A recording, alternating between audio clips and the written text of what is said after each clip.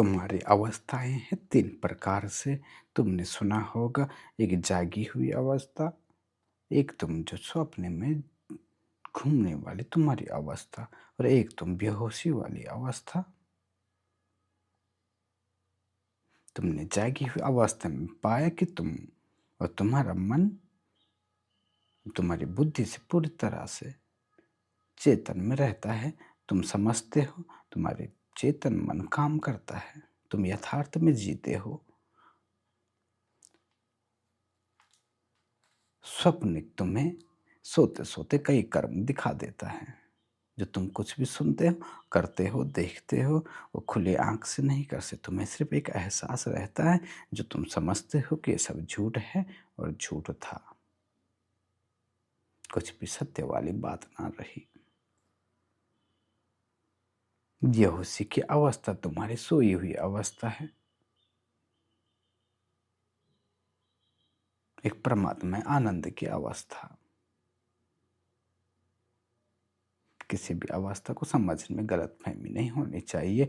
इस प्रकार तुम्हारी जागी अवस्था, जिसे तुम जागरण भी कहते हो, लेकिन तुम जागे हो, कैसे जागे हो? तुम बुद्धि से जागे हो, आँखों से जागे हो। ये दृष्टिकोण है जो तुम्हें समझना पड़ेगा, जो कि परमात्मा से सीधा-सीधा जुड़ा हुआ है।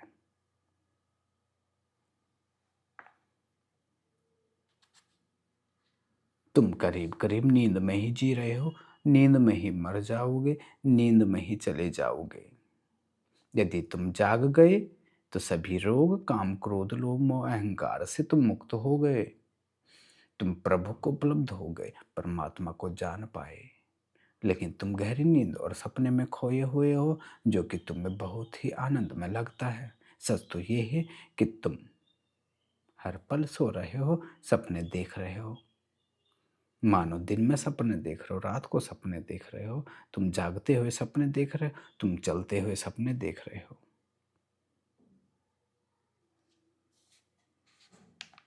तुम कहीं सिनेमा हॉल में है, लेकिन तुम सिर्फ सपना देख रहे हो कि तुम्हारा कर्म क्या है। तुम सिनेमा देखते हो, तुम्हें मालूम है झूठ है, लेकिन तुम तब भी उसे सच मान बैठ जाते हो।